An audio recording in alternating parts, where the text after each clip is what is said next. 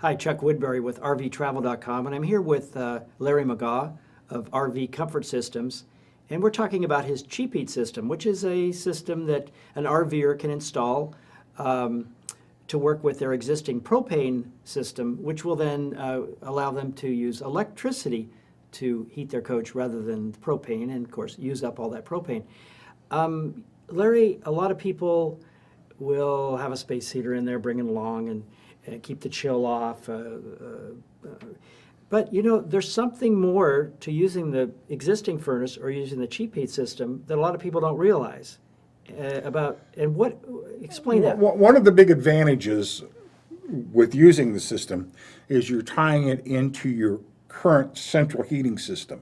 That means that the ductworks run throughout the coach, not only in the living area, but down below in the mechanical areas where your plumbing pipes are running and your storage tanks are at.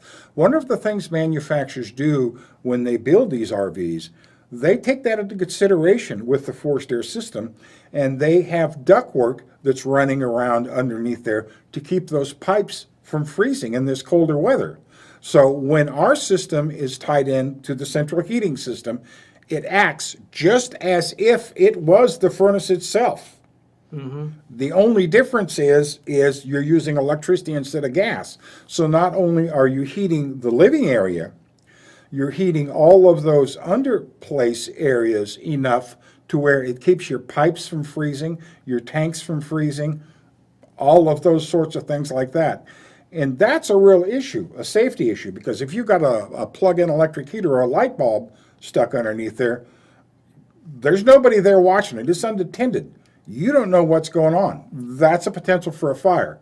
With our system, since it's directly tied into the duct system, all those problems go away. Yeah, I mean, obviously, when you read about fire reports on RVs, especially when they're parked, when people are living in them, there's just way too many horror stories about space heaters that have been too close to something or fallen over or whatever. So, I mean, obviously a space heater is not an ideal situation to begin with, but this ducting that runs underneath the RV, it's purposely not insulated very well. Right. Is that right? Right. Whenever they put the furnace in, they run one or two small ducts to these areas, but they also, when you look at your ductwork, you'll see that it looks kind of like a dryer vent hose, the silver dryer vent hose. It's uninsulated hose intentionally because they want that heat to kind of leak out into that area and keep it warm and toasty. I've got one guy that bought our system 4 years ago, and he actually has a plug in his house. He plugs into his house. He hasn't bought propane in 4 years. Mm-hmm. And he lives in Wisconsin where it's cold, and he never takes any water out. He just leaves it plugged in all the time, and he doesn't have any frozen pipes because, again, you're protected. Right. Great. Well, thank you very much. Thank you.